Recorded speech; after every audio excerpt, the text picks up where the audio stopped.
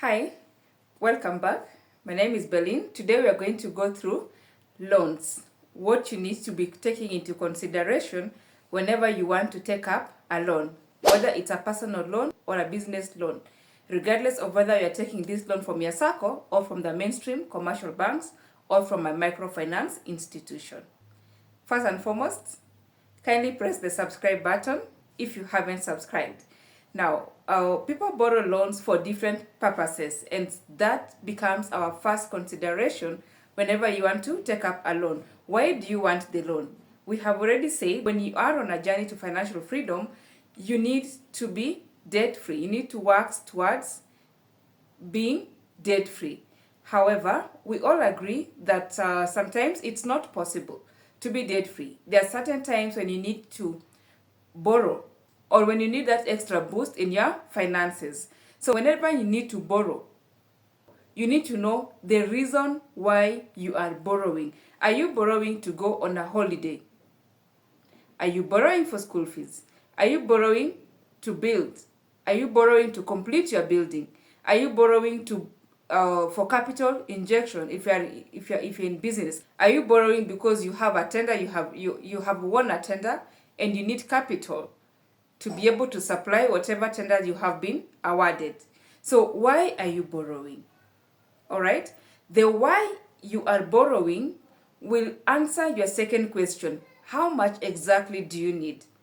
Definitely, you need to take the least amount possible, because when you borrow in excess, when you borrow more than you need, you'll most likely end up misappropriating these finances. And remember, you have to pay back your lender together with interest, regardless of whatever you use these amounts for. So, how much exactly do you need? If you want to buy a car, how much does the car cost and how much do you need? If you want to buy a property, how much does this property cost and how much are you borrowing? What is your injection in this specific asset that you want to acquire? If you are taking working capital, if you're borrowing for working capital, what is your contribution towards this? Because if you end up borrowing everything, then you're going to be over leveraged. And so you'll end up with high finance cost, which will then strangle life out of your business. So how much exactly do you want to borrow? Now, the how much you want to borrow brings us to the third thing that you need to be considering whenever you're borrowing. What is the tenor? What is the duration for your loan? Remember, when you're borrowing, especially if it's a term loan, not an overdraft facility, if it's a term loan, you're going to pay in monthly installments or in quarterly installments. You're going to pay installments. It could either be monthly, quarterly, semi-annually, or even annually. The amount you borrow will affect your installment amounts. The tenor for your borrowing will also affect your installments. So if you're borrowing, say, 1 million and you want to pay it, you're proposing, or you want to pay it within a period of 1 year, you're going to pay a huge amount, slightly over 100,000 shillings. All right? Regardless of the interest rates. But if this same amount is extended over a period of 5 years, or even 6 years, or 8 years, your installment amount is going to be reduced. So the tenor for your borrowing, the duration of your loan, is also very important. Now, if you take the loan facility for a longer duration of time, at the end of the day, you'll have paid a higher amount of finance charges, because interest is a factor of principal and time. So if you take your loan, or if you take your borrowing for a longer duration of time, remember your finance charges is going to increase over time. However, I would rather recommend you go for the longest tenor possible, but you work towards paying it within the shortest duration of time. If you're taking a house loan, a mortgage, take it for the longest time possible.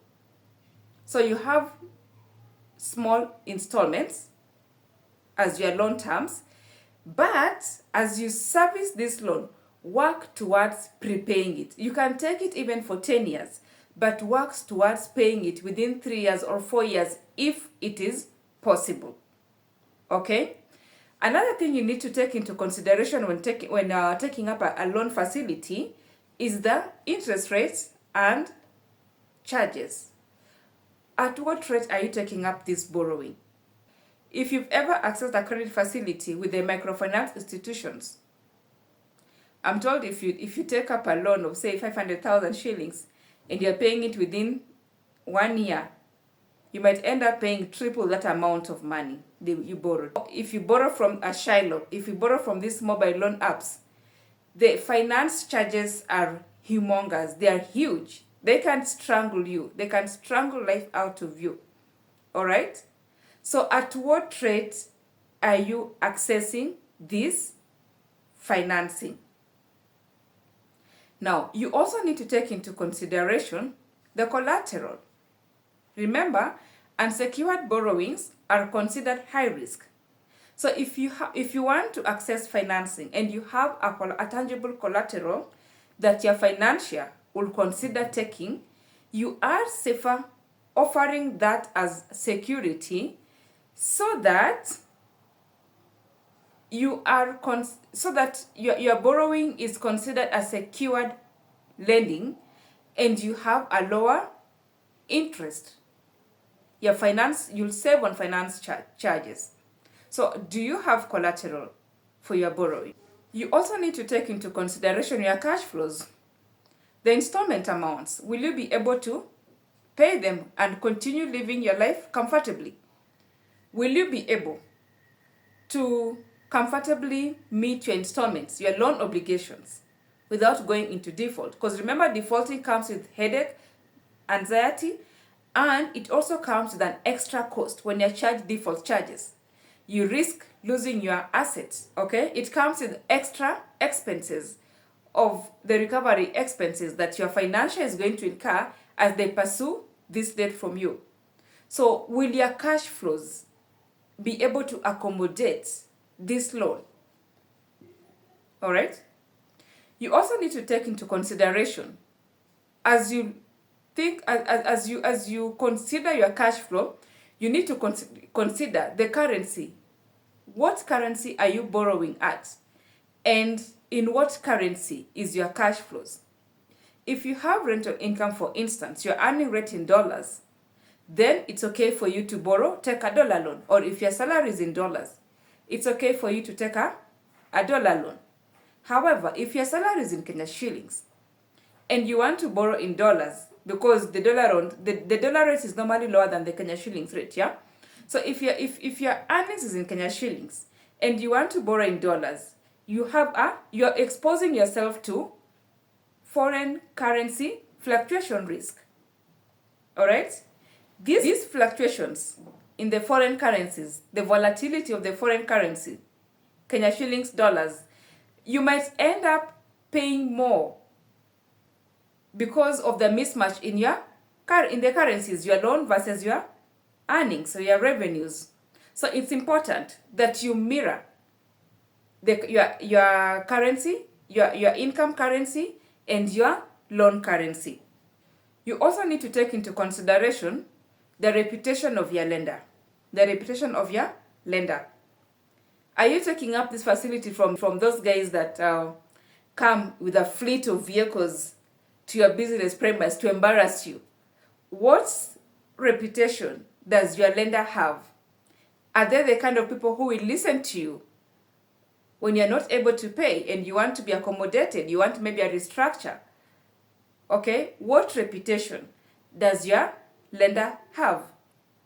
You also need to consider your installment due date. If you're taking up a loan, for instance, against your salary, your pay slip, and your employer pays you by 5th of the month, if your installment is due on 25th of the month, then by default you're going to be stressed out because there's a time lag between when you'll be having money, between when your installment is due and when you'll be having money. So your installment, always make sure that your installment due date is mirrored to when you'll be in fund during each month. What is the installment frequency?